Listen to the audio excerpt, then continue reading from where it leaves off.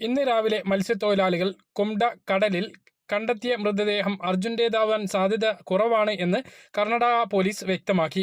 കടലിൽ മൃതദേഹം കണ്ടെത്തി എന്നത് മത്സ്യത്തൊഴിലാളികൾ നൽകിയ വിവരം മാത്രമാണ് എന്നും ഇതുവരെ ഒരു മൃതദേഹവും കണ്ടെത്താനായിട്ടില്ല എന്നും പോലീസ് അറിയിച്ചു. തിരച്ചിൽ നടത്തുന്നുണ്ട് എന്ന് പറഞ്ഞ കുംഡെ CI മൃതദേഹം 3 ദിവസം മുമ്പ് കടലിൽ കാണാതായിട്ടുള്ള മത്സ്യത്തൊഴിലാളിയുടേതാവാം എന്നും പറഞ്ഞു.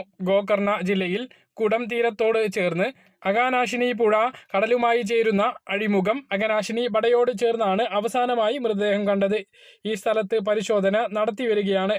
മത്സ്യത്തൊഴിലാളികളും ബോട്ടും ഫയർഫോഴ്സും അടക്കുന്നവർ തെരച്ചിലിന് ഇറങ്ങിയിരുന്നു. കടലിൽ 2 ഇടത്ത് ഒഴുകി നടക്കുന്ന രീതിയിലാണ് മൃതദേഹം കണ്ടത്. 2 സ്ഥലങ്ങളും തമ്മിൽ 5 കിലോമീറ്റർ അകലമുണ്ട്. ഗംഗാവലി പുഴ കടലിൽ ചേരുന്ന ഭാഗത്തു നിന്നും 35 കിലോമീറ്റർ ദൂരമുണ്ട് അഗനാശിനി അഴിമുഖത്തേക്ക്.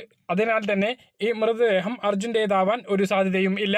ഈ മൃതദേഹം അർജുൻ്റേതാവാൻ സാധ്യതയില്ല എന്ന് ഈശ്വർ മാൽപേയും വ്യക്തമാക്കി. അർജുൻ്റെ കയ്യിൽ വള ഉള്ളതിനാൽ തിരിച്ചറിയാൻ എളുപ്പമാണ് എന്നും അദ്ദേഹം കൂട്ടിച്ചേർത്തു. അതേസമയം മൃതദേഹം കണ്ടെത്തിയത് സംബന്ധിച്ച് തനിക്ക് ഔദ്യോഗികമായ വിവരങ്ങളൊന്നും ലഭിച്ചിട്ടില്ല എന്ന് ലോറി ഉടമ മനാഫും അറിയിച്ചിട്ടുണ്ട്.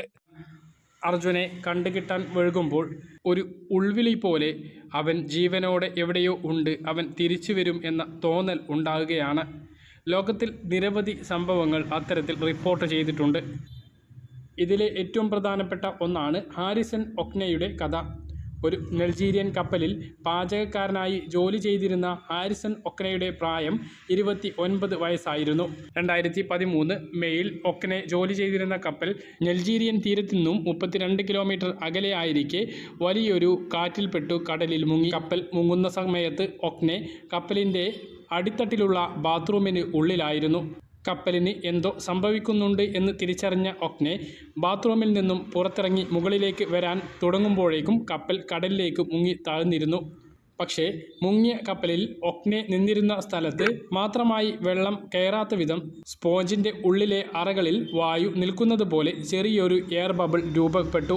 ആ എയർ ബബിളിൽ ശ്വാസം നഷ്ടപ്പെടാതെ രക്ഷാപ്രവർത്തകർ എത്തുന്നതുവരെ ഹാരിസൺ ഒക്നെ ജീവൻ നിലനിർത്തിയത് 3 ദിവസമായിരുന്നു. ഭയപ്പെട്ടാൽ മരണം സംഭവിക്കും എന്ന് എനിക്ക് അറിയാമായിരുന്നു. കാരണം ഭയപ്പെടുന്ന സാഹചര്യത്തിൽ ഞാൻ കൂടുതൽ ശ്വസിക്കുകയും അത് ആ എയർ ബബിളിലെ വായു പെട്ടെന്ന് തീരാൻ കാരണമാവുകയും ചെയ്യും എന്ന ബോധ്യം എനിക്കുണ്ടായിരുന്നു. ഒരു തിരിച്ചുവരവ് ചിന്തിക്കാൻ കഴിയാത്ത ആ ലോകത്ത് നിന്നും ഏതോ ഒരു അദൃശ്യ ശക്തിയുടെ ഇടപെടലാണ് രക്ഷാപ്രവർത്തകർക്ക് എന്നെ കണ്ടെത്താനും എനിക്ക് ജീവിതത്തിലേക്ക് തിരിച്ചു വരാനും സഹായിച്ചത് എന്നാണ് ഹാരിസൺ ഒക്നെ പിന്നീട് പറഞ്ഞത്. സാധാരണക്കാർക്ക് അസാധ്യമായത് സാധ്യമാകുന്നത് ആ അദൃശ്യ ശക്തിയിലാണ്. അർജുൻ എന്ന സഹോദരൻ്റെ തിരച്ചിലും നാം കേരളീയർ പ്രാർത്ഥനയോടെ പ്രതീക്ഷ വയ്ക്കുന്നതും ഇതുകൊണ്ടാണ്. നമ്മുടെയും ആ കുടുംബത്തിൻ്റെയും പ്രതീക്ഷകളും പ്രാർത്ഥനകളും വിഫലമാകാതിരിക്കട്ടെ.